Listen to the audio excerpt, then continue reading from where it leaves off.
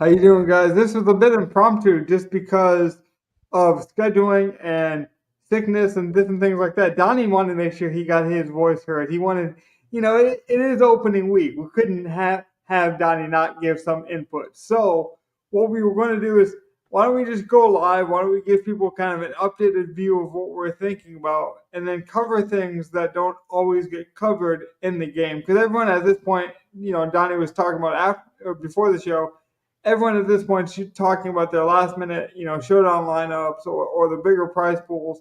And I was talking about doing maybe a snake draft, finding ways to uh, make smart propositions or have the opportunity to have a smart bet in ways that most people aren't thinking, where you can get ahead of it. For example, Pacheco might get 100% of carries tonight. So if you're doing a three-man draft, which we might do tonight, if we're doing a five-person draft, Pacheco should probably go a lot higher because you can't be duped. Once you have that player, it's just like a baseball draft. He's yours for the remainder of the night. So I think when you have news like that, Donnie, and especially this late in the game, it does matter. And then you Right. wanted to talk about it from a props perspective, because I think you're right. Props are a lot like DFS projections or just outcomes. If we think Pacheco's going to have a good game rushing, why not look at the prop and see what it's at? So I like this idea.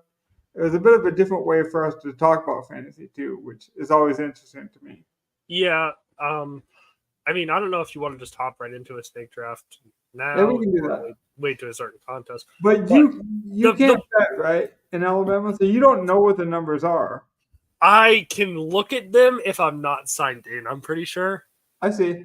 But but the I point was, can do that pick six thing. That is now legal. you can do that one. Yeah, but I can't do like the regular sports book. Oh, yeah. I was gonna try to Which find a is strange. four-person draft There is because a four-person one. Right. yeah, The, you that's agree Green though. Bay. The four, That's Green Bay Philly.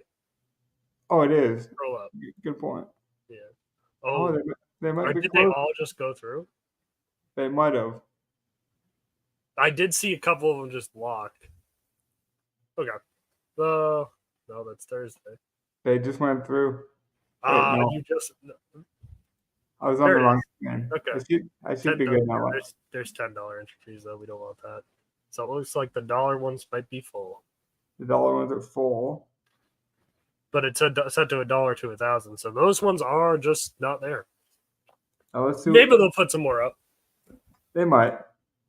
We could always do one Friday too, but my point was, Donnie, what's interesting about this is you don't sports bet a lot. You're not obviously making any legal bets. You're aware of the market just from a because it is interesting to look at line for DraftKings or fantasy totals, but I don't think you actually know the numbers. So it might actually be kind of fun to see to have you kind of price it out. Where would you consider it a good bet, and then we'll actually look.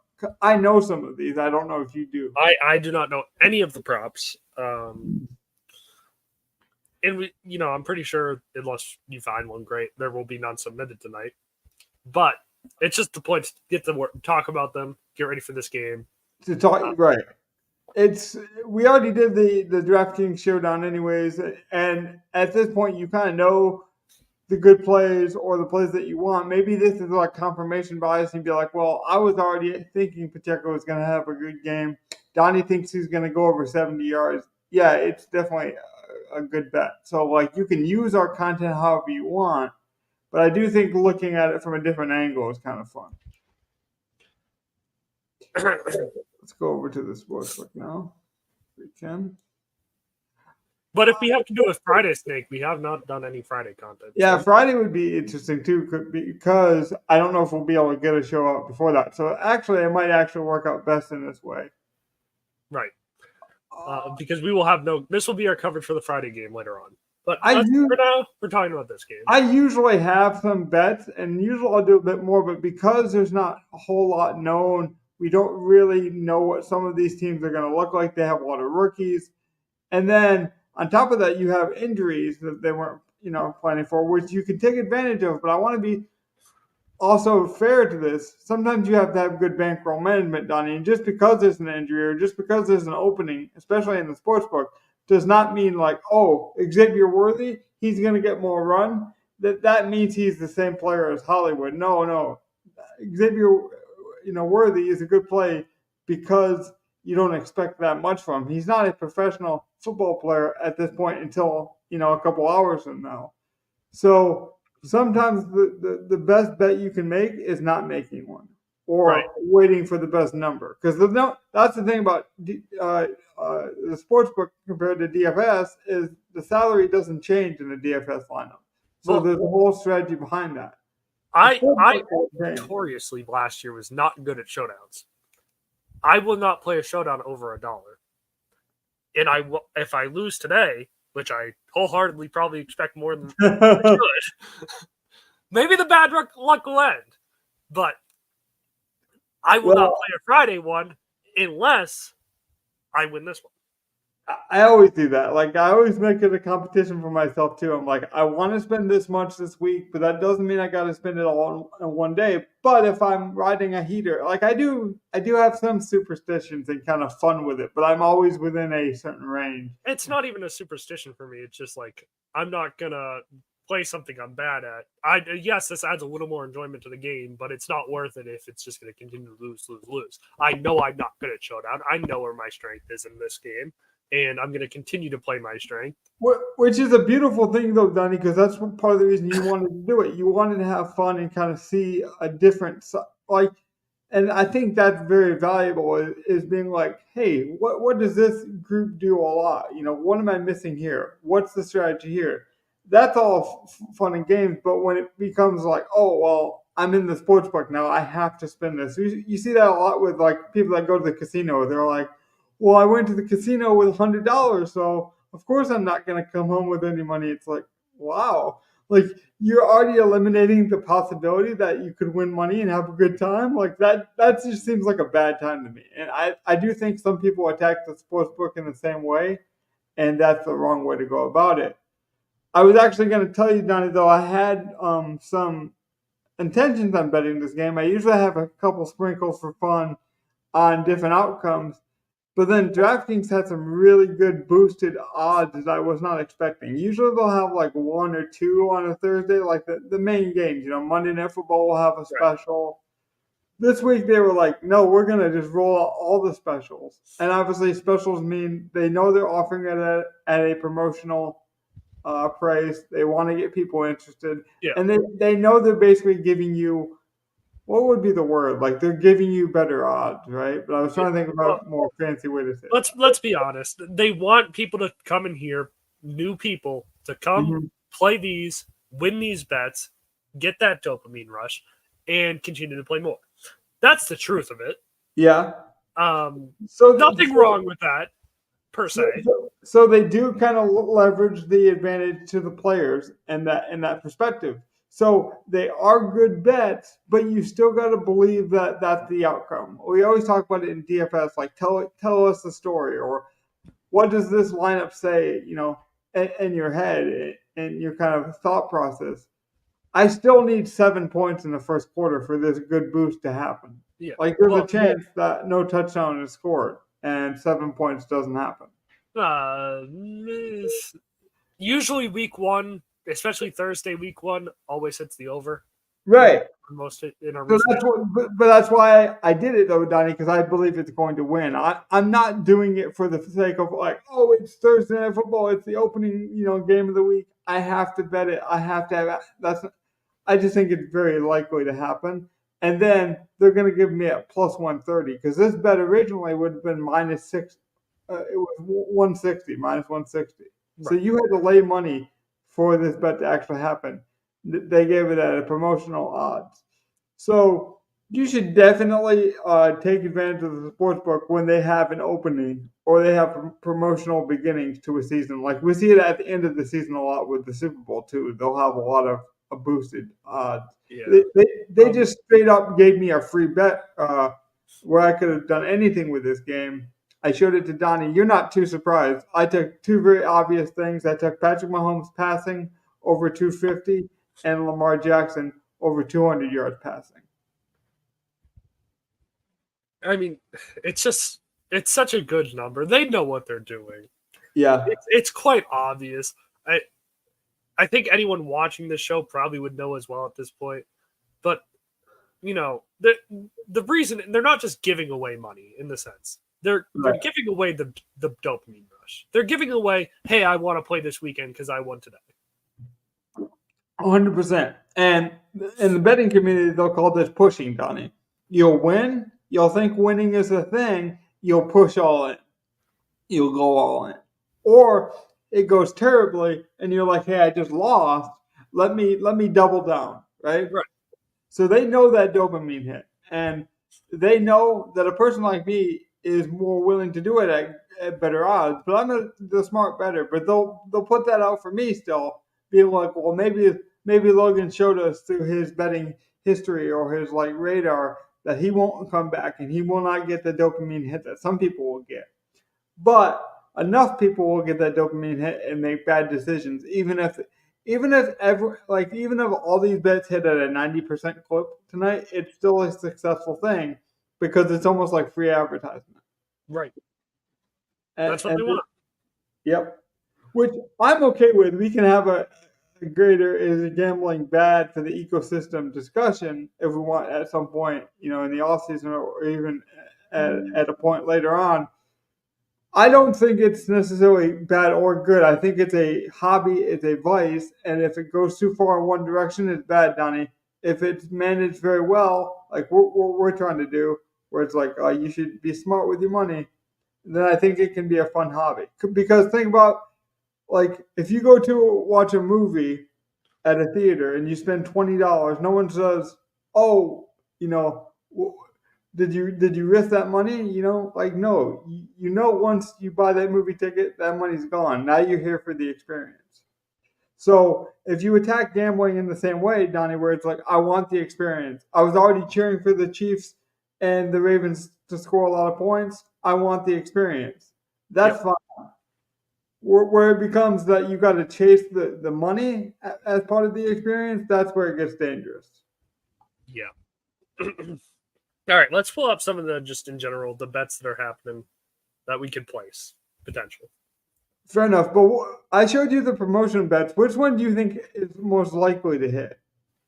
The 7 points in the first quarter. Yeah, I'll read them. Because even with injuries, that could happen easily. Mm-hmm. Without injury, with the Lamar Jackson injury, the other bet could easily lose. Oh, I want to mention also, people say, well, how can they do this? They get promotional opportunities. Like, a lot of these promotions were sponsored by Barstool Sports, with part of their partnership. So that's how they're able to do it. I'll read it quickly. It was 7 points in the first quarter by the Ravens and Chiefs combined. It was Derrick Henry or Travis Kelce to score a touchdown, either one. So if one of them scores a touchdown, that wins. And it was Lamar Jackson and Patrick Mahomes to combine for 50 yards rushing between the quarterbacks. Have you done the 50% profit boost thing or no? Yeah, I did them all. Okay. I believe. I think I did. If not, because I did not see a 50% profit boost one. Okay. I did. Okay. Just making sure. I think I basically doubled down where one was 50 and the other was 25, and they're both the Patrick Mahomes and Lamar Jackson passing totals. Let's just assume you had a free bet, Donnie. So so you wanted to win, but the fear of winning was kind of gone or alleviated. You knew it was okay, I can get a little crazy if I want, but I still want to win. What would be the thing that you'd want to know? What do you mean? What's the one prop where you're like, this is likely, but I need to see what DraftKings says that. So for example, if I said to you, what do you think Pacheco's most likely rushing outcome will be tonight? Well, I'd rather see passing stuff. I think passing for these two teams is definitely more easy to predict. Okay. So let's do this though. Let's assume, because you just mentioned you spend a lot of time in the dollar range, right? Yep. At what point do you not bet on Lamar Jackson passing? If you looked at just this block here, where's the highest you would go and feel comfortable? I'd probably feel comfortable at 250. I don't even think 275 is crazy. Lamar is a very underrated passer. I do think the Ravens just come out and they're going to look great today. Mhm. I'm not big on the Super Bowl champions, coming out. It's a different team this year. The Chiefs are going to be different no matter what. I know Andy Reid's going to be good. Patrick Mahomes going to be good. Kelsey is still probably going to be good. Mhm. But there was a lot of noise around them this offseason. Now we might have a lot of casuals, Donnie, so we should slow down a bit. You would take it at 225, Yes. 250, which is like $3.42. So that would be good. I think a lot of people make the mistake of parlays, Donnie. Sometimes you should take the single bets. The parlays where people get in trouble. Oh, I don't even think it's a terrible thing to. It's not a parlays, terrible thing. it gets you more money for sure. If Yeah. you do it together. That's the thing is I think parlays are like stacking for quarter or in DFS, where if it's like if you're stacking with a purpose for the correlation, it makes sense.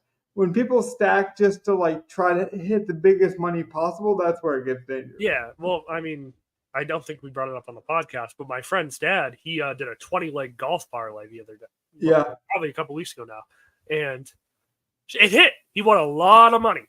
some of that was like fun. You could tell he was taking risks, but a lot of it, if I'm not mistaken, it was like a make-miss parlay for golf, right? So it was golfers that made the cut and missed the cut. I believe.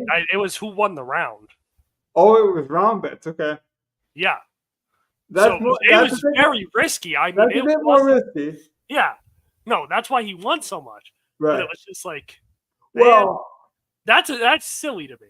Like, to me, parlays. If I'm using them, well, I'll use them in two ways. I'll say who's the wide receiver that I like, and then I'll pair it with like Patrick Mahomes passing totals, right? Like that stacking corollary I was talking about with DraftKings, where you take the quarterback and wide receiver.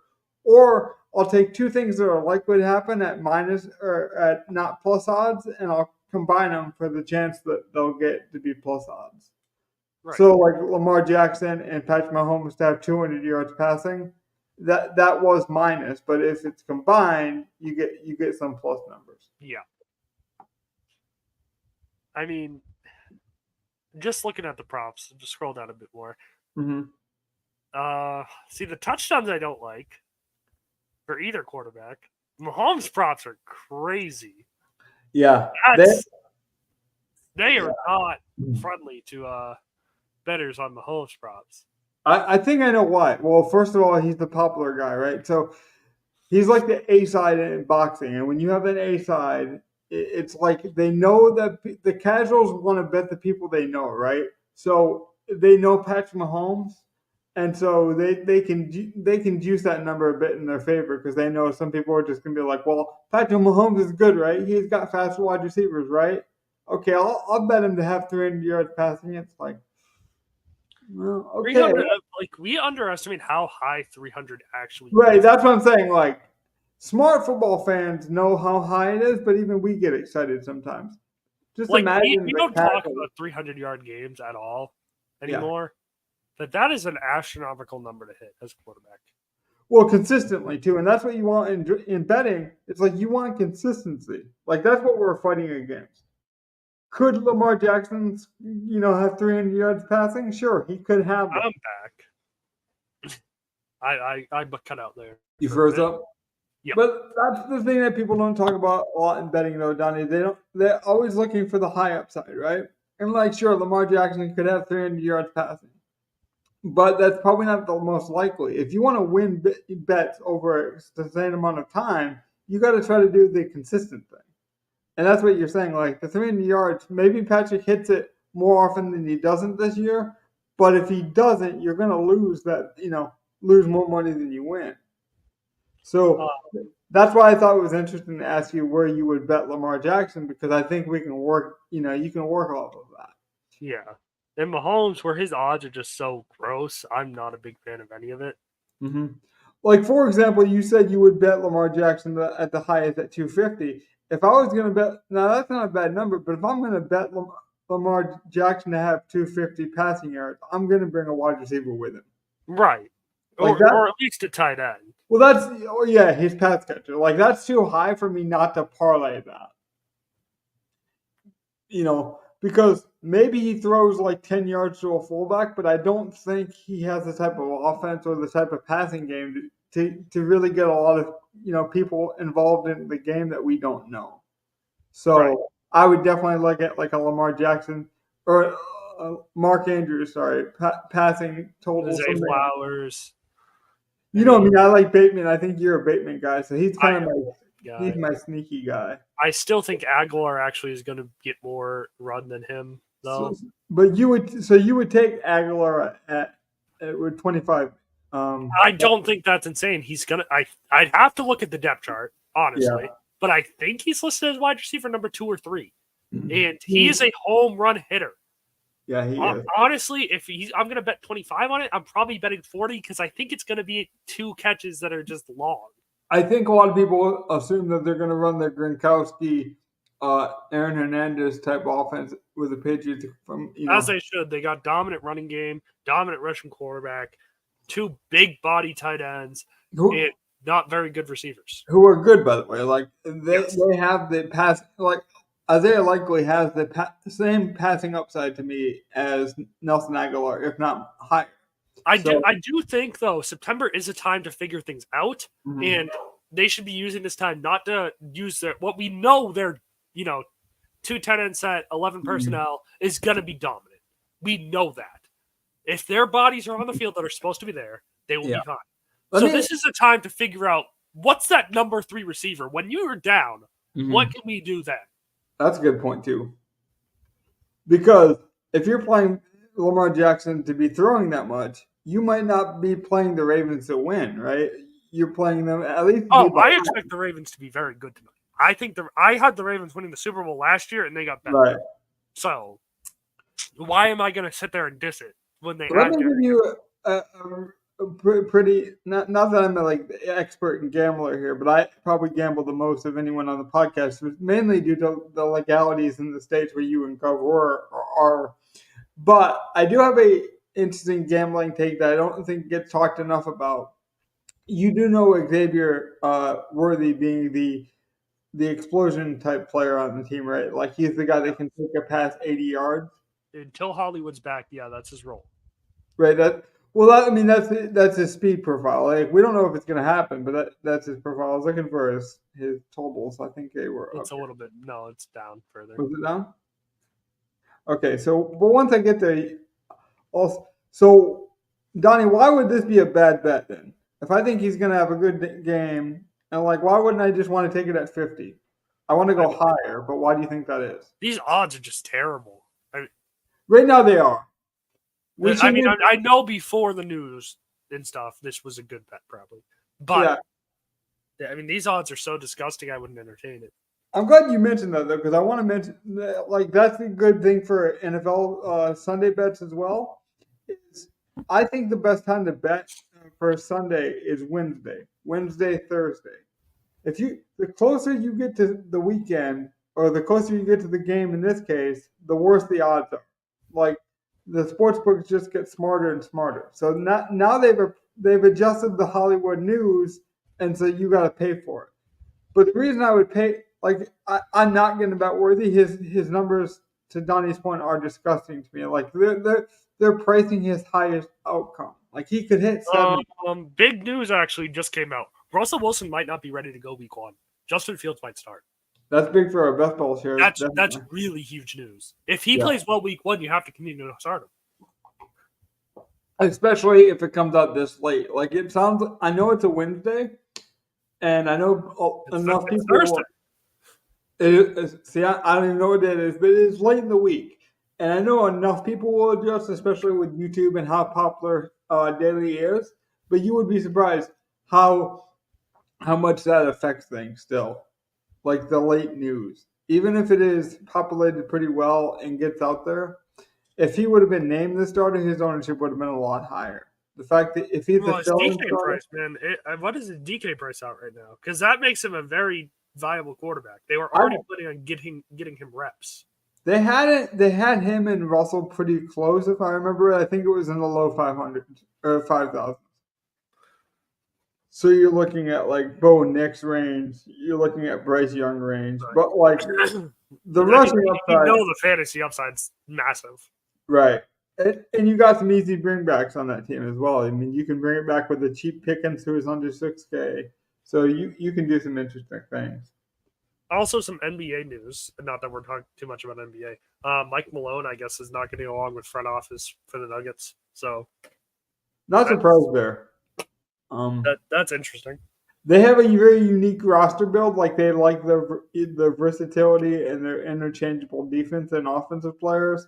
And when you go all in, like you look at like an Aaron, Gordon, or you look at a Jokic, and you have these unicorn kind of players that are all fitting in. That obviously is a coaching identity to me, or like at least a very isolated, style. And so then when your general manager disagrees with that style or has a problem, Well, I think the issue probably is the front office keeps losing their players. Their rotational players, role players that are very important to championships, they've lost. yeah, which are very important when you have a bunch of unicorns and you need those plug-in guys to fill the role. Like that makes the role players even more valuable on a team like that. Yeah, but let's get back to NFL. We can get back. But my point, Donnie, was like when you have a guy who isn't like a Jameson Williams, who's not, he's not going to catch a ton of passes, right? That's not his role. His role is to catch one pass and go 50 yards. So don't bet this 50, bet the 70, bet the 90. Now I think the numbers are too high, but that's what I would do. My thing is, if you expect Xavier Worthy to be playing the Jameson Williams role in this team, then you shouldn't have drafted Xavier Worthy. Well, yeah, I'm just saying that style of player. Like you could look at even like a retired guy like Deshaun Jackson, the way he played. Like that's how you got to almost bet these type of guys. Yeah, but I still don't like that comparison because Tyreek Hill's technically one of those guys too, but he also just gets like 8 catches a game. Which I never, but you can do that. I think it's in here somewhere, but you can bet the receptions for wide receivers as well. I never bet Tyreek Hill's receptions. I always bet his yards. Right. That's just one of my things to do. Now, there are some people. But if you have Michael Pittman, then it's different. Now, I don't know a world where I'd be betting on Michael Pittman, but the point is, Michael Pittman, you probably want to go catches, not yards. Yeah.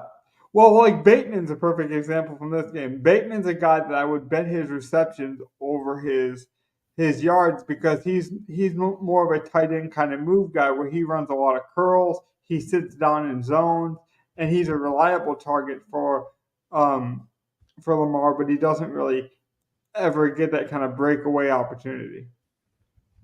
I like this screen better because this is easier to pull up the receptions and over-unders. I mean, there is alternatives too, Donnie. So let's say you thought the original line was too high. You could take alternatives. Now, they do, again, price it differently. Right. I know about how these lines work. But that's part of the reason I want to bring it up is sometimes you got to take a number where you're like, well, this should be a different number, but I'm still going to eat it because I think it's likely. Well, let's look at Derrick Henry. What do they think Derrick Henry's going to do workload wise? Scroll down. No, the receiving props. I want to see because Derrick Henry has talked about his hands a lot. He really thinks he has the hands to be a prominent third down back. Well, they got his receptions at 1.5. I mean, Lamar, if there's pressure, which the Chiefs should be getting pressure, I'd imagine. I'd imagine Derrick Henry could easily have 2 catches. I'm actually going to bet that. I didn't know it was that low. Like, that's not a bad number. No, I did see that the anytime touchdown for Lamar Jackson was high plus odds. I mean, Lamar runs a lot. I'm just going to put that with Lamar Jackson. I'm just going to put that with Lamar Jackson over 200 yards. Because at this point, I'm basically betting on the Ravens being down in the first half, or down in the first half. Like they're behind, they're playing catch up. I don't even think that needs to happen for this to happen. All you need is if the first play they come on the screen, then you're asking for one more catch from Derrick Henry. They knew we were doing a podcast, Donnie. They want to make sure I'm in Michigan, and this is my account. We're all good. I'm actually very proud that DraftKings has the kind of forward-facing, betting responsible stuff. That stuff never bothers me. I'm glad it's all there. I went back to the main screen on accident. But I'm gonna pull up his receptions now. But I think his receiving yards is too high though, Donnie. That was what I was gonna mention, and then I got really surprised to find that reception was still too low in my opinion. Is his receiving yards here?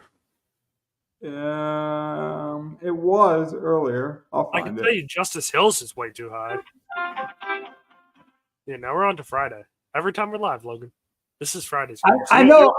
I told my whole entire family. I'm like, I'm doing a podcast. Don't call me. That was one of my friends who I didn't tell. The one person that might have called me that I didn't tell, Donnie, was. Okay, let's look at. Let's just go to like first quarter. Can we do specifically that? I know there's first drive. There's first. Okay. There is. I never look at this actually. I think that's actually a fun way to look at it too. Wow. I never look at the screen. You can look at the lines. It's gonna. Yeah, you have to go back. It's gonna bring you all the way to the other one. Oh, it does, doesn't it? Okay. Okay. What is? I do like looking at these. Okay, the first quarter. I'm telling you, I don't ever look at this screen, so this is a fun experiment for me. And then you can get to first quarter, totals and things like that. Yeah, you can even do alternatives, I'm seeing. So yeah, I mean, this is a good way to look at it. Mm-hmm. I don't think these are crazy. If you think 7 points is going to happen, and then, that's not a bad bet. I don't think. Okay, that's a fair question because this is not a realm that I'm really that comfortable in. So maybe it is a good bet. I would just stay away from these, Donnie. And I would stay away from spreads because you don't know who gets the ball first, who has whom. Right. But, specifically, if you go to like certain props, like if you can tell me Derrick Henry's rushing odds are 12.5 yards, it only takes one run. Well, but why wouldn't you just bet the points total? Well, that's what I would do.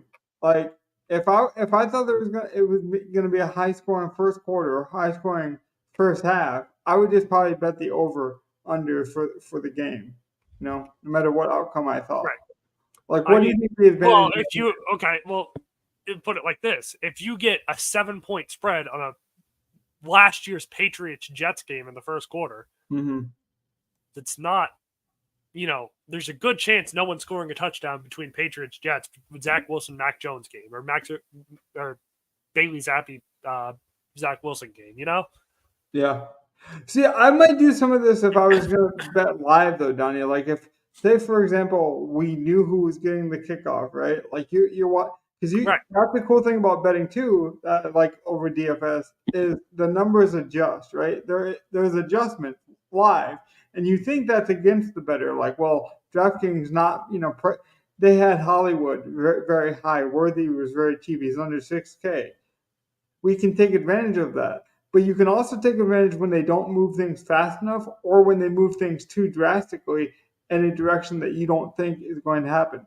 For example, they have Justice Hill, his rushing and receiving higher than I think, because I think actually Derrick Henry is going to have a lot bigger reception impact on this team. I think he could break his. I don't even know it, but I'm going to guess this season he breaks his receptions for his career. Whatever that is, I will take the over, Donnie. I just think Lamar Jackson's going to use him a lot in the passing game. I just wonder how much they're going to allow him to be on the field early on. Could be compared to trying to save him later. Maybe that's a storyline or a story you should tell yourself if you're not me, if you want to take the opposite to me. Yeah. But that's where if you think something's going to happen, that's the cool thing about the sportsbook is I can bet it right away. I don't got to wait and tell you that. I think Derrick Henry is slipping in a best ball draft, and you should take him earlier in the round, Donnie, because he might catch a lot of passes for the Ravens. If I think he's going to catch a lot of passes, I can bet it tonight. You know what I'm saying? Like that's right. What I like. His reception, like his career high, is 33, which is actually not that bad for a running back.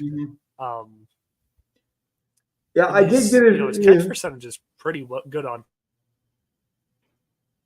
That's what I mean. That 1.5 just seemed like a good bet, no? Yes. You can hear me? Yeah, I got you. Okay. So his personal record is 33 receptions. I think he breaks that. I think I think he gets 33 solid. no. I think he gets 40 before Christmas. I really do. That's a tough ask. 'Cause I can't imagine they're going to make their 30-year-old running back that they just signed to a long-term deal. It was like 3 years that they signed him to, right? Donnie, I think Derrick Henry is the the LeBron James of the NFL. I think his body type is genetically different. Like, but coaches will still manage a certain body type. Like, if you're older, you're going to be managed different, especially as a running back. Maybe they need him in the playoffs. They need him to do everything in the playoffs. True, but we do know the Harbaughs, they only care about winning. And you can say that about Jim. I just think this could be historically, it's his best chance to be a marketable star because he's playing with another superstar. They have a chance to look really good in the playoffs. Like, they have the brand recognition. Well, let's not forget how good Mark Ingram looked with this team a couple of years ago. Exactly. And that was Mark Ingram. Not to diss on the guy, but he was never a superstar running back. And they made him a bigger name than he could have ever been in the NFL. But Donnie, you were asking his rush, like Derrick Henry's rushing, right? Yeah. Okay, these are his rushing numbers. I want to show you because I actually have rushing and receiving. I would just take the rushing and receiving. I mean, what's the difference between the rushing and receiving? Because those odds are great. You get the rushing plus the receiving. I know, but like, what's the rushing and receiving at? I'd have to look at it, but that's my point. I just think he's going to have a lot more of a game. Now, they don't think so. That's why he's so far down here. I have to. So his over under. Oh, this is receptions again. See, I told you they don't want to set this price. I don't think I missed it up here. I mean, because I can scroll on another page. It is on another page. It's on. This is just receiving stuff. Okay, they do have it, but I had to scroll down further. Receiving yards over under is at only 8. Damn. See, this is my point, though. If I think it's likely, I should bet. This is just all receiving numbers, not. Is it? Yeah, this is all receiving stuff. You'd have to find the combination. Maybe it would be under player props. It wouldn't be under this. It's on one of these pages. Oh, here it is. I just have it's under the rushing tab. These aren't great odds. I'm sorry. I'd rather just take the 70 yards rushing at plus odds than 75 yards. Total. But that's what I mean. It's 75. So how much receiving do you actually think he gets tonight? Because I think he gets over 10.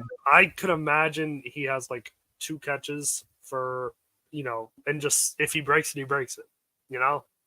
Well, that's also why I bet it too, Donnie. That's actually a good point. I bet that 1.5 at plus odds because if he catches a screen pass, that counts for a reception.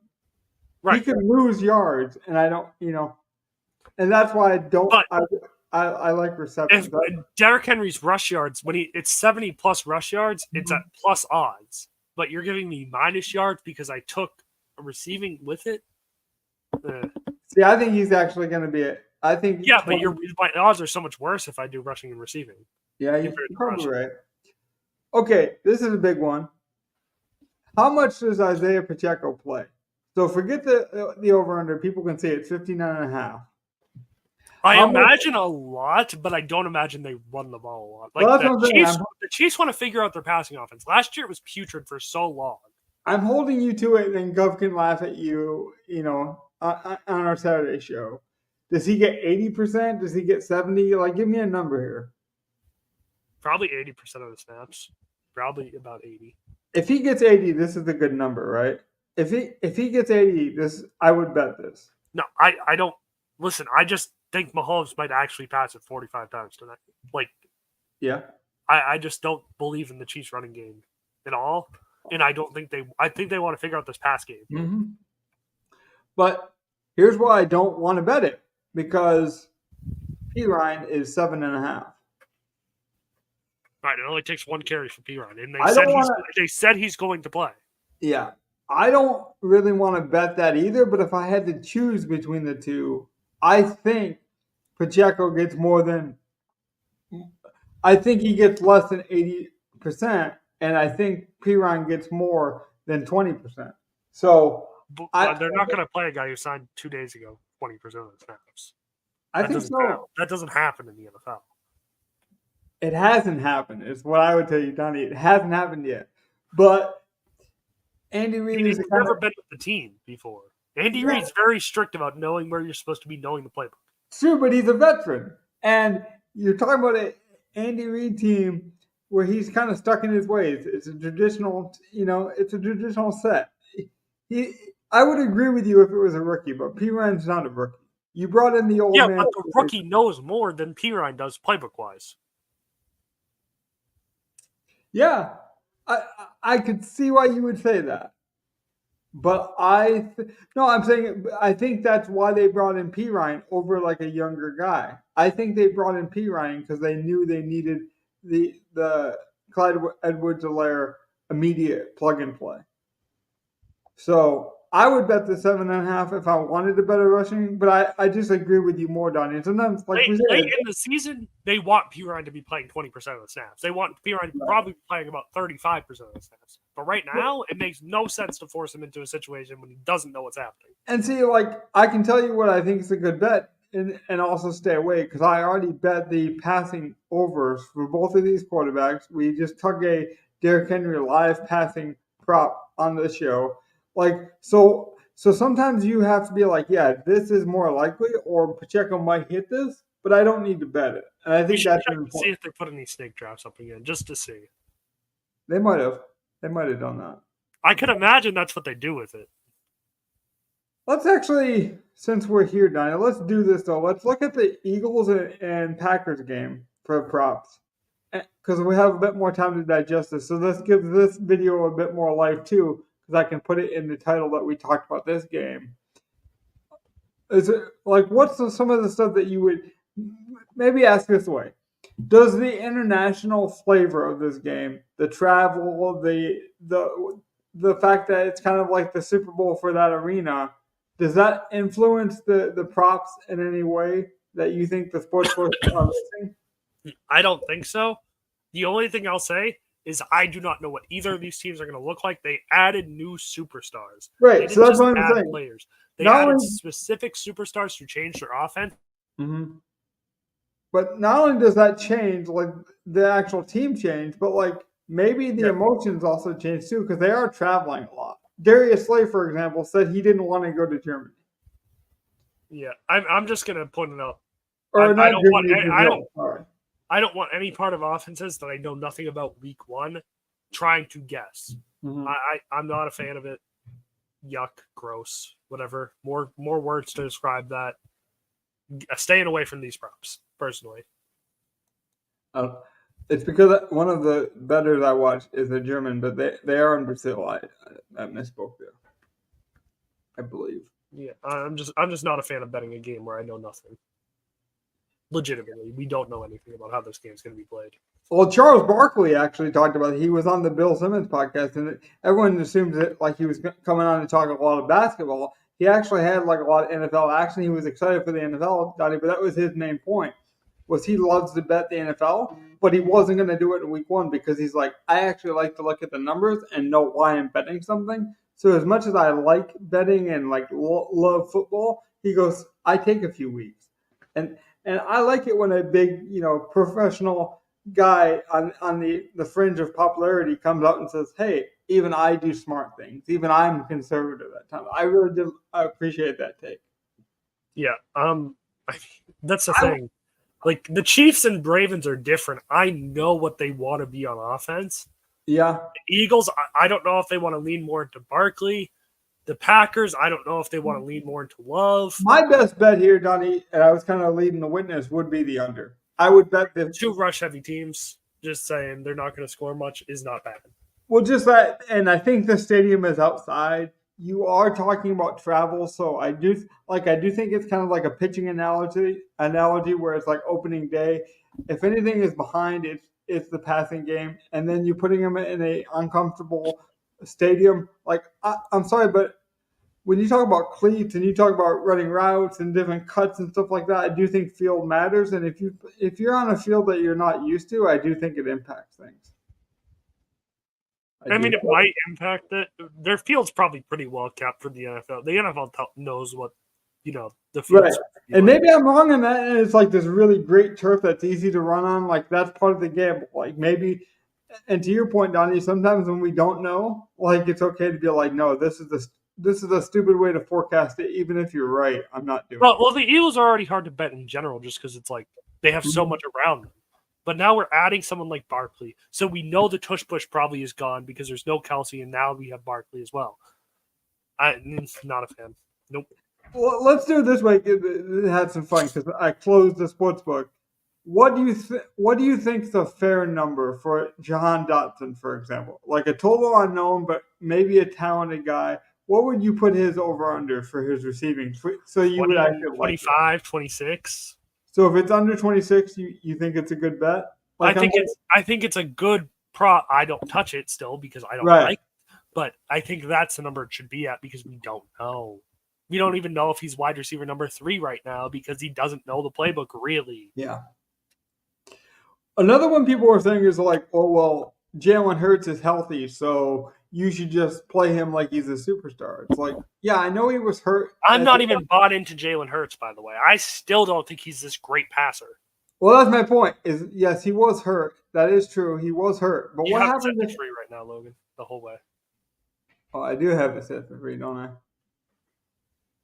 Let me look at. Oh, they do have some here, I think. There it is. Let's get in it. They have a 3-minute. That walked so fast last time. Okay. We're in. We'll actually do one for the. If you like this, we'll do one for the Eagles and Packers to close up too. Yep. These are pretty. I will. What were we talking about before that? Actually, this is a good point though, Donnie. Is there anyone that you would attack in this format that you think is more important than like DFS? Can we draft quarterback? If we can, we cannot draft quarterback. Okay. That's what I'm saying. Is no quarterbacks, and then like we're the only guy who has them. So like Pacheco, I think is more valuable in this format than he would be in a DraftKings lineup. I really like the idea of Rice or Henry with our first pick here. Rice or Henry? I like both of them, so I wouldn't hate. I would be the top 3 players. I think are right in that same order. That's how I would draft it, personally. You would draft them in this order? Yes. Travis Kelce is 1, right? Yeah, that's how I would. That's how I would. If he falls, we take him. All right. Yes. Yeah. Okay. Like this is how I would have my 3 players. I would have Pacheco ahead of Rice personally, but that's the only difference I would have. And it's just because we do have to start. No, it is. Well, we won't get to pick 3 anyway. Well, one of Kelsey or Henry will be there, so we don't. FanDuel used to make you take a running back in these, so I thought maybe DraftKings was the same, but it is. How many players do we get? Go to the draft board. We get 1 bench spot, so you can have 1 fail basically. Okay. So you basically going for 1 home run hitter is you go for 1. Well, yeah, 1 home run or like what most people would consider like an Xavier Worthy would probably be on our board. Worthy will go in the first two. Well, he's projected to be pick 7, so that would be the first pick of the 3rd round. I would take him ahead of Flowers.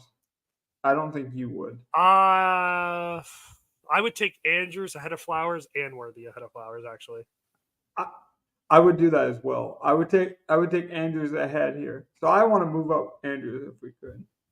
Well, I don't think we're actually able to change our rank, but we can star them though. That will help, especially as we get later. Yes, I do think this is underappreciated format though, Donnie. For what I just mentioned, if we think Pacheco is going to get 80% of the workload, which I do, and we're the only guy that gets him, I do think that makes him more valuable. Kelsey went, so that gives us Henry, right? That's Henry, right? Yep. Okay. Awesome. I think Henry has a better floor than Kelsey. I really do. Maybe not the ceiling, but he has a better floor.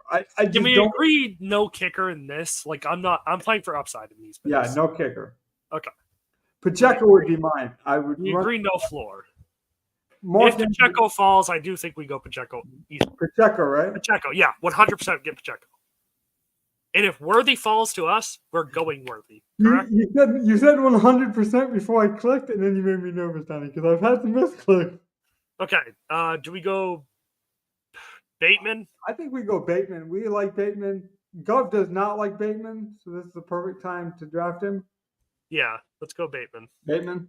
In their I know home run Gov, hitter Pete Watson.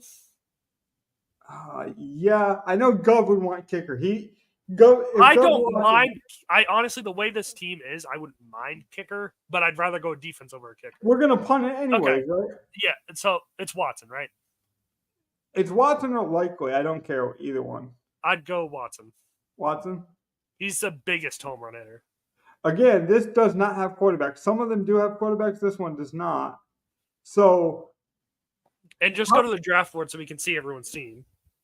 Like, let's compare our teams to the others. They just added this, so it's a good feature. I didn't realize they had added that feature. Okay. So let's hit stay. This is a really good feature. Thank you, DraftKings, for having such good. This is awesome. So one guy got 2 kickers. So he essentially probably loses, right? Yeah, he's playing for safety. Right. He went all safety. I don't get the safety play, Donnie, because you don't have quarterbacks, right?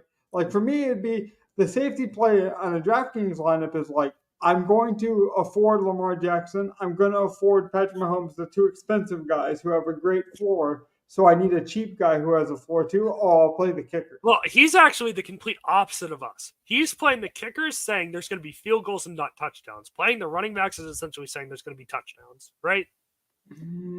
Yeah, but I think we have higher upside because we 100% have higher upside. But he's playing the game. It's like going to be, 17-13, right? Yeah, but that's what I'm saying is that's kind of baked out for me. Like that's already decided for us. Like we can't play the quarterbacks in this format anyways, right? So you're already taking points off the board. So I don't you know what I mean? I don't know if playing conservative makes sense in this format. I don't think it's the smartest thing. Like I think we have the safest floors with 2 running backs and then 2 guys who are just high ceiling. We just need one of our home run guys to hit. Yeah, I'm going to be honest. I think we have the safest floor of anyone on here because he needs Worthy to do well, and Steele is a throwaway pick, right? Yeah, it kind of is. Like I'd rather go defense and Steele. Now Steele is not going to take a touchdown. We both have Steele on our DraftKings lineup. Yes, but that's different. Steele is basically free, and I know I use that term a lot, but literally he is almost free. He's $200 on a DraftKings lineup. What's more likely, though? Steele has 7 points or a defense? The answer is a defense. The defense, right? And so that's what I mean. In this format, it just makes sense to play a defense at this point. Because at this point, you're saying the defense and Steele are the same price. Because he had that choice. This was the last pick of that draft. He right. could have went anywhere. And that's the thing is, if I told you that in a DK lineup, you could make the price for your last play, you would pick the defense. Like if Steele and defense were the same price, you would pick defense. Right. That's I don't want to pressure you. I liked it. If you wanted to do a Packers one, Eagles one. Let's do it. Because I got crowns, so this is a good time. I got a ton of crowns recently for golf. And I did want to mention, though, that's when you should take advantage. It's like when you have free promotions. Try a new market that you might be really good at. When you have the fund, right? Don't force it, but when you have the promotional opportunities to try a sports book or to, I know on FanDuel, we don't talk a lot about FanDuel, but FanDuel has a promotion right now where if you bet $1, you get $1 for Sunday. So that's Underdog has a lot of promotions right now. Prize Picks. Right. And if you're going to bet, it's a time to take advantage. I'm not saying to bet, but if you're going to bet anyways, why not take advantage of a FanDuel option? Bet $1 tonight, win $1 for Sunday. If you're already planning on betting Sunday anyways. Yeah, hit Snake Showdown. And then Friday. I got to remove this information tab. Nope, you did it again. Yeah, it's a Hupper thing. That's the problem. Go away, please. Or not. Thank you. We could go 4-man and hope it fills. I think. Yeah, the 4-man should fill. 4-man filled really fast on the. I think the 4-man Friday and not. That's the thing. Does the 4-man include quarterback? We might not. I don't. Superflex 1 bench. Yeah, I think it's the same. Hit players, it will show no quarterbacks. Okay. It's fine with me. We can edit the ranks from here, but I think we'll be fine. Yeah, we could be pretty quick about it. We know who we kind of want to play. Obviously, first on our list would be probably the running backs. This makes the most sense for us to do too, because we're the most experimental people. Like we live on total emotion, where Gov is more of an analytics guy. He has some cool theories, but we're more the gamblers. We're more the risk takers. Let's scroll at look at the top players. Who was our number 1 through 5? Let's go through that. I think it'd be Barkley Jacobs for me. Would be my 1 and 2. AJ would be ahead of Barkley, but it'd be close. So if we were debating, I would give you the Barkley lead because you seem to be so much higher. I just like if they were a money amount, basically, I'm saying I think AJ Brown is $2, and I think Barkley is like $1.90. Yeah, I think you think that discrepancy is a lot bigger. So I don't think it's. I don't even think it's a discrepancy. I'm going for 4. Yeah, I get it. So I'm gonna grab a drink because I'm starting to lose my voice. So I'm gonna grab something, and then I will be right back. I was gonna say Taylor Kirby of ETR, one of the founders of ETR, was the guy that kind of turned me on to snake drafts last year, late in the year, and he said that he just thought this was a missed. There's just a lot of people doing best ball drafts or doing season-long drafts at this time. People forget the fun of drafting, like drafting live, feeling like you're part of a team.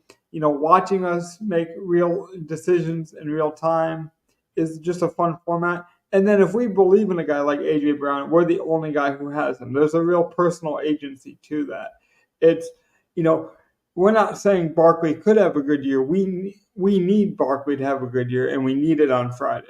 So I do think there's a kind of a more of a personal touch to that. If we did this one on Sunday and we're trying to decide a quarterback, for example, we're not saying that we think this quarterback could have a good year. We need that quarterback to have a good year on Sunday. And I think that's what makes some of these really fun. This one might take a while to fill, but I think we have some time. We have like 45 minutes before the game. And again, this will give the video some more time in terms of, even if people don't want to watch this whole video because it's like, oh, well, this happened on Thursday, I don't care about this information. We can make these into short content. We can use our Twitter platform to promote these as well. So I don't mind doing some of this. It's almost like we can make these separate videos even, which is what I might end up doing. I might end up making these into 2 videos. So we'll have the live stream, but then we'll have a Friday show. I think we can easily do that. When Donnie gets back, I'll ask him, but I think that's probably the smartest way to go about it. And then obviously make them into shorts. But I do enjoy, just being on stream and interacting with the people. Obviously, sometimes you have to pretend like you have a bigger audience than you do, because when you have that big audience, then you can say, you know what, I'm comfortable doing this because we did this when there was very few people watching. Are you stuck in this ranking, by the way? What's that? Are you stuck in this lobby, or can you unreserve it? I can withdraw, yes. If you withdraw, I wonder if the 3-person would be better, just to get. Could be. Do you think? Because the 3-person was filling, is my point. It was at 2 out of 3. Yeah, but it's because everyone wants a draft before that game starts, to be fair. Now, do you think there's any advantage to a 4-man over a 3-man? Just with a team that's talent deep like the Eagles, yes. Yeah. In the Packers, where there could be anything that happens. All right. When you're playing the Chiefs game, not really. Okay, we did just have another one join, so let's give it another minute here. Because we were at 1 and 4 when you went and got water. I was telling people one of the smart things we can do is leave this up as a live stream, Donnie. But what I can actually do is turn this into its own show. Like our Friday content can be its own show, and I can make a separate video. So leave both videos up, but then make this one a specific Friday show, which I think might help. I do want to talk. Well, we're just burning time. Mm-hmm. There was Stephon Diggs news that came out this week. A couple things. One, he was named to cap. I think me and you both agree. Diggs probably deserving of it. Probably the most talented receiver in that room. Obviously, the team votes for him. to be the captain. Mm-hmm. All good signs. Great things to hear about him. Whatever. But I do think there's something to the, he had a quote that came out talking about how he hasn't lost a step, all that. He said, I didn't just forget how to play receiver. Which I think he doesn't understand the point of just getting old in the NFL. Which is worrisome to me. Like getting defensive, and it wasn't like a calm, it's not like I forgot how to play receiver, which is a stupid take anyway. I don't think any Hall of Fame level player ever forgot how to play football. They just couldn't. To your point, though, I'm curious because I was watching one of the fantasy football guys. He does a lot of starts and sits, so he kind of covers more what Evan used to like, which is more like season-long takes. But he does DFS as well, but his main focus is like season-long and giving people advice. His number one advice for the offseason was to trade Stefon Diggs because he said that he's still got name recognition as the number one receiver. People know him as the number one, whether it be with the Minnesota Vikings or the Bills. And even if he has a good statistical season, unless you have him in best ball, if you're in a managed league, you have to guess when he's going to play well. Right? Because you have to either start him or put him on your bench. And there's going to be weeks with those three wide receivers where one of them is just phased out because the offense is too good. Yeah. I thought it was a smart take. I mean, I don't even, and I do think being with a team like the Texans, if he decides to stay there long term, it adds probably 2-3 years onto his career just because he's not going to have to be the only guy there. He's not going to be, isolated, doubled because you can't. But I just really hated that whole quote. It sounded so defensive. Like, yeah, it was pointless to me. Yeah. Well, I feel like Diggs is he's very emotional, polarizing. And so people either love him or hate him. He's kind of like me. Like I can rub people wrong a lot emotionally as well. And some people like Donnie are able to be like, no, that's just Logan. He's very passionate. So if you don't know that the passion's coming from a good place, it can be misread. And I think that's Stefon Diggs. I think 90% of the time he gets mislabeled as a diva. Or he wants to win. That's what he cares about most. Yeah, but I think he like believes this.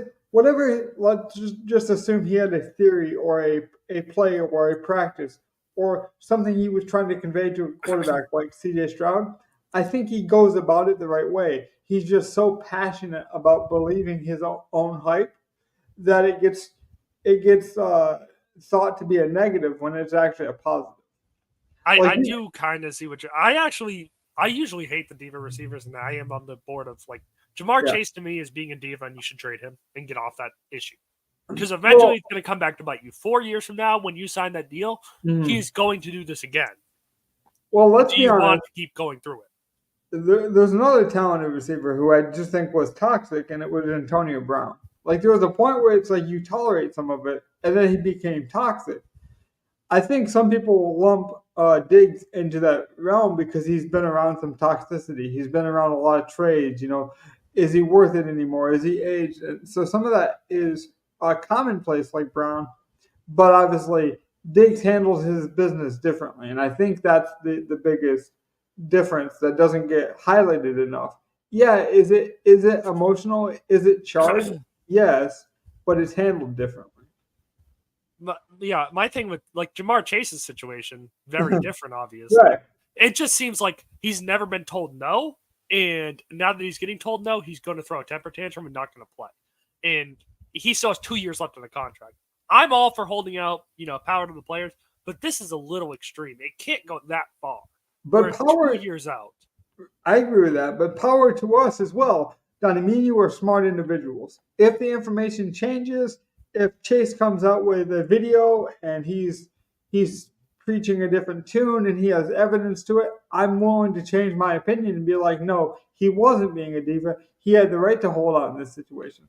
Like, I think not enough goes into that when it comes to discerning information. We can change our opinions based on when the information changes. So right now, you can have an opinion that Chase is going to play or he isn't going to play. But if we find out Saturday night, hey, there's a 90% chance that Chase doesn't play. Or, hey, guess what? Jamar Chase misses the airport. You know, he doesn't show up at the airport. He misses the private jet. Guess what? His likelihood for missing that game go way up. My thing is, I don't think Chase thinks it's a big deal because he's playing the Patriots. Mm-hmm. Maybe it's not. No, and they might still blow the Patriots out. Right. But the Patriots are not as bad as last year. Mm-hmm. They have Christian Gonzalez back. Christian Gonzalez locked down pretty much every star receiver he was going up against last year. Mm-hmm. Now you're making Christian Gonzalez guard their number 2 T. Higgins, who is a great receiver and would be a number 1 on most teams in the league.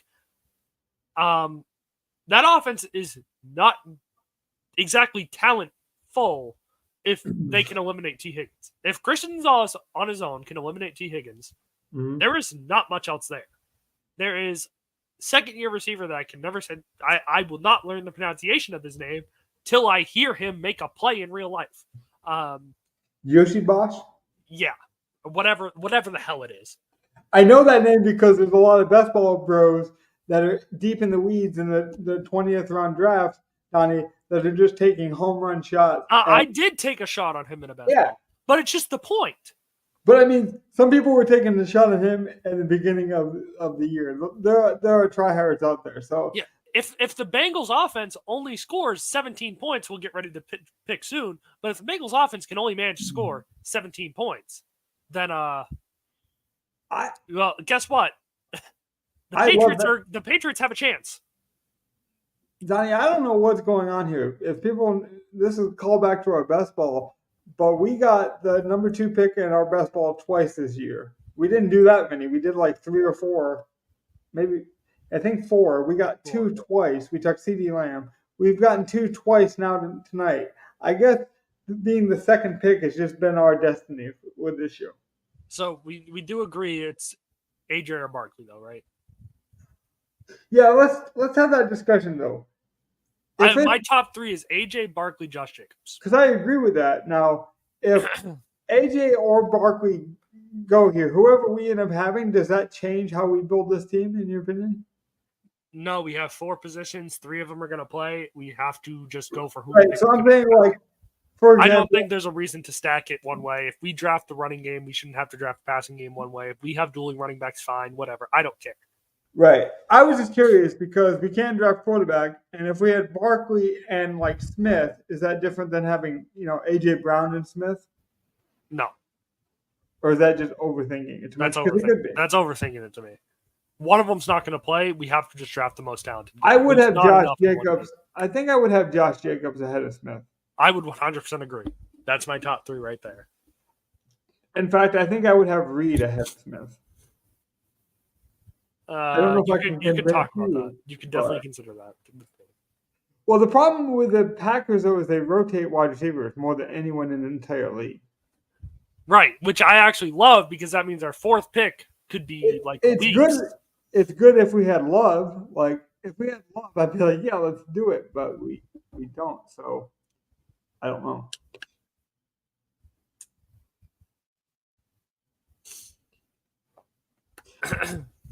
It is true, though, that I think Dotson hurts Dallas Goedert a lot. Like, John. And that's another guy that we could. What is Dotson going out in this draft? I don't know. Goddard's 7. I'm almost thinking about Dotson's going 16. Yeah, that's too low. It's definitely Barkley. Barkley, right?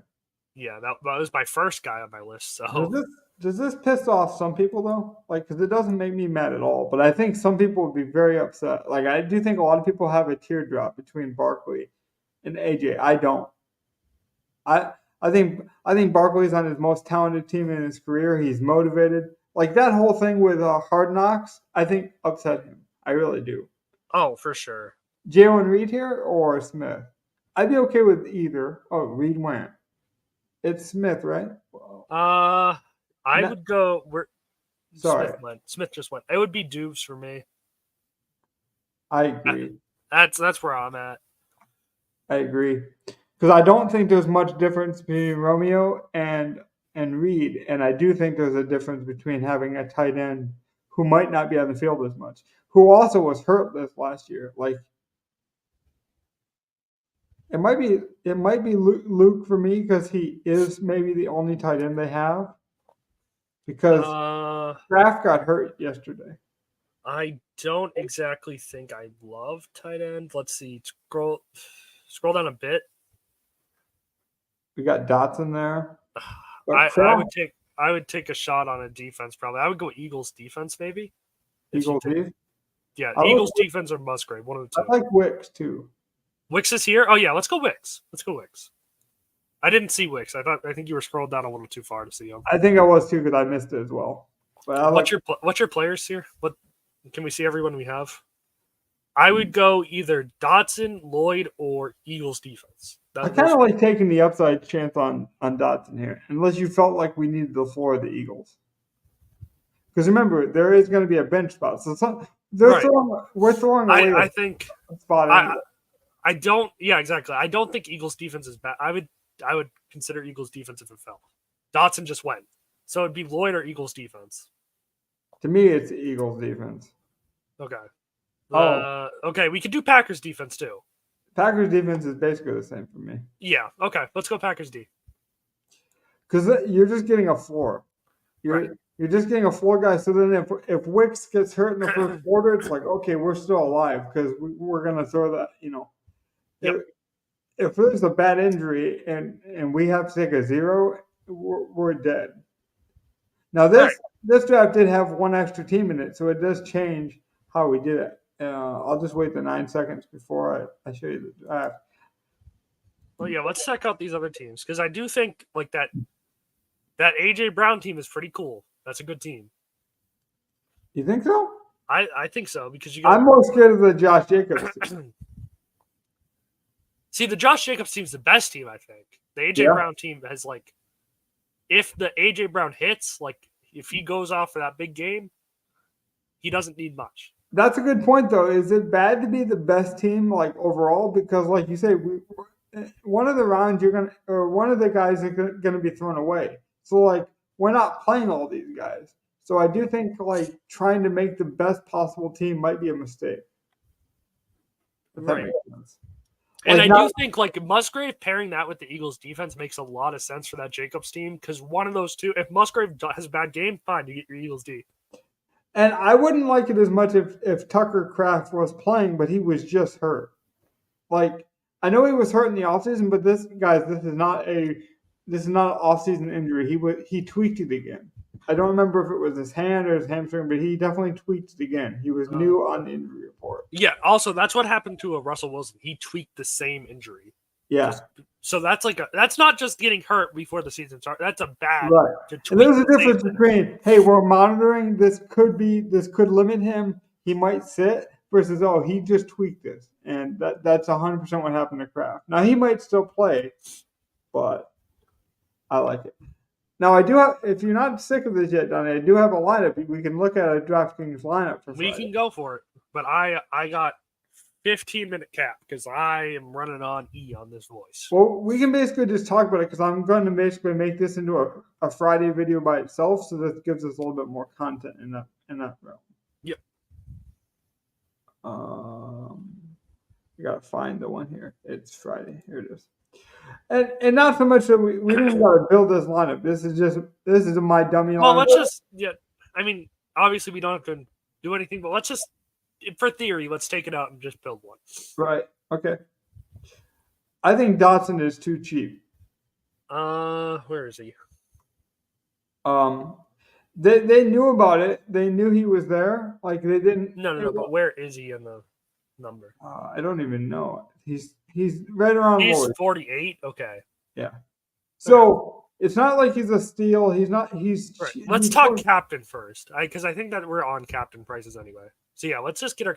I think it's Jalen, and it has to be, or Barkley. I think it's highest. I think it's highest upside with the floor, and to me that's Hurts. Right. So let's go Jalen Hurts. And I think we both agree you got to play Love as well. If I said Hurts wasn't available, who would you go with? Barkley. That's who I would go with too. So Because I do think Barkley saves you some money. So if you want to get cute and do something a bit different, Barkley at captain is interesting. Right. So I would definitely throw Love in there. Right. I like the 2 quarterback builds. Gov usually doesn't, but I like to play showdowns for points. Okay. If we're captaining Jalen, we have to bring someone along. Who's the cheap? Let's find a cheap guy. See if there's go all the way to the bottom. Who's the cheapest guy we want to play? I think Dotson would be the cheapest I would go with. Let's just look though, for the purpose of the theory. Fair enough, because Luke is higher than him. Shipley's a rookie.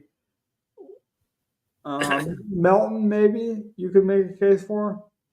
I don't think so. Melton's like their big splash guy. He runs like the 9 routes. He runs the deep routes. He's a big receiver. But that's all I see. Yeah, there's not much outside of that. David Price is a running back they got from. I would argue, could we just play the 2 4800s in this specific lineup? Go with the Dotson and the Musgrave and see what we can fit. Yeah, that's what I did. I don't know if you saw, but basically, I did. I literally had no idea. Yeah, we're putting together the lineup I just had, but it's putting it together in a different order to prove that we actually did it. So, scroll up. Let's just see. So we have 16 left. Yep. Okay. I would get Barkley here. I also was thinking Barkley. Because then Hurts could have a bad game, quote unquote. Could we do Barkley and no, we can't. So we can't do it would be Barkley and Dubes, right? Or I would go Reed. Yeah. Because we already have Romeo in the draft, so we're saying we like Romeo. We're not against him. But this is exactly the lineup. No. Okay. Well, okay. You had no idea. That's just funny that we did it because people can go back and watch if they want to. It's exactly the same lineup. Well, let's just for theory purpose, let's captain Barkley and see what we get. Obviously, put Hurts in the lineup as well. If you captain Barkley, that is a good point, though, Donnie. You didn't know this was the lineup I built. Do you think we just have so much melded personality, where you know me so well that you can build a lineup without even knowing what it was? Is that a good thing or a bad thing? I think it just is a lineup that made a lot of sense, in my opinion. Yeah, but I mean, does that mean we should change it? Is it going to be? Well, I think we should try other things just to see. Yeah. So I think what we'd move up off of would be either Musgrave or Jalen Reed. What can we get up to off of Jalen Reed first off? What give us the most money possible? Who is the best player? Okay, so basically Jalen Reed, the guy we wanted to play. Right. Because 8,200 would be Josh Jacobs. I do think Jacob lineup would be interesting. Yeah, Jacobs instead of Barkley is a potential one too. So let's go with. Well, no, you basically take out the Love game. You say it's going to come through the run game, right? You say Love doesn't get there. Well, let's do this. If you take Barkley out, no, let's finish this lineup first. Take Musgrave out, see what happens, see who we can get up to. So then you play Romeo, right? Then you'd play Romeo, but then it would probably be smarter to just say, "Hey, Captain Love," which you might be able to afford with the extra. Right. Because then you can just say Captain Love. Can you afford that? Might be able to. Maybe that's the thing. Maybe Barkley is the bad play. Yeah. In this case. Okay. Well, that's probably it. Yeah. And even then, you could say, "Well, I don't want to play Josh. Can I get to someone else?" And the answer is no. Can we try a lineup that has Josh as captain? Now, the first one we still like the best. I agree. I agree with that. Okay. So let's see what the Captain Jacobs looks like. Because this is how I build my showdowns, just to see. Maybe that's why I lose. Who's the cheapest captain you would play, right? It is Jacobs? Yeah. I might play, if I was going to get really cute, I might play a Dallas Goedert lineup. But that would be me getting... Because really, Reed and Romeo are too cheap. If they were more expensive, I would. So in this scenario, I'd argue you take out Reed, right? or no, you take out Romeo. Mm-hmm. So take out Romeo here. I agree. You got to take out one of them. Go AJ Brown. You go all the way Brown. Yeah, go up to Brown. Say the run game's working, the Eagles are losing, and then find your favorite Eagles pass catcher that you can afford, right? So Goddard would be Maybe. mine. I think in this case you would actually want to play Love over Brown because you want to capitalize that Jacobs has to get some work in the receiving game to be a viable captain. I don't think he does, though. Like, all he needs is to have 100 yards and touchdown, and he might get. Let's look at the difference. Does it give you anything more you like? It gets us back to It gets you back to Dubes, I guess, and then you have Packers quarterback passing game, just have the Packers onslaught. That's not terrible. Yeah. Because then you could still say, well, Love's not going to have a great game. He's still going to throw some interceptions, which makes Hurts, valuable. Yeah, I like it though. I mean, the Jacobs captain is not bad. It's not bad. I don't think there's anybody you have to captain. Like the Ravens game, I feel like you have to captain, Lamar, unless you're trying to just get different. Let's assume that Kraft out and you just want to get really cute here. You're gonna play a guy that you know is gonna be on the field a lot. Luke Musgrave. I think this is too cute, but what does it give you? Then you can go what? You can go AJ and then Love. And then you can even get off a Reed here. You could probably get to Jacobs. Yep. So that's what this lineup would look like. Which, in that case, you're hoping that Musgrave catches the touchdown. Love is just throwing dimes out there, and then Musgrave catches the touchdown at the end of the drive. Because then you might get there. But I think this is too cute. I think this is too much. Yeah, that's way too cute. It's the definition of a gamble. I mean, yeah, it feels like throwing money away. It feels like going into a slot machine. Like you could win, sure, but. And maybe, this lineup you would be like, well, I've already taken enough of a chance on Luke. I don't play Jahan Dotson. You get off of it. You get up to a Dallas Goedert. But even then, you still need Luke to have such a good game. Right.